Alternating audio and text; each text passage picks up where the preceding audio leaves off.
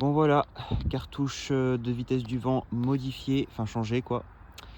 Bon là il n'y a pas de vent donc ça va être compliqué de voir quelque chose mais il est changé. Et là on peut voir sur l'ancien, bah c'est pas beau hein. Bon alors ah oui il y a un peu de crasse c'est sûr mais il y a aussi de la rouille hein, sur le... Là on le voit tout en bas. Il y a de la rouille donc à mon avis c'est aussi ça qui a fait que ça marchait moins bien hein. Il est vieux hein, c'est normal mais ça m'étonne pas du coup que ce soit comme ça quoi, qu'il y avait un problème. Ça allait pas. Donc là voilà, le toute neuf a été mis. J'ai même pas eu besoin de chaise. Parce qu'en fait il faut juste retirer la vis qu'il y a ici. Et après retirer les coupelles quoi. Mais ça se fait facilement finalement. C'est vraiment facile à faire. Donc là voilà, ça a été fait. J'ai pas touché à ça, j'ai touché à rien en fait hein. Ah, petite rafale. On voit que ça tourne beaucoup plus facilement hein.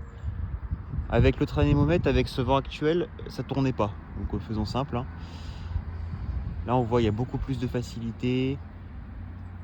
Quand ça ralentit, ça y va beaucoup plus doucement. Ça a vraiment rien à voir avec l'ancienne cartouche quand même.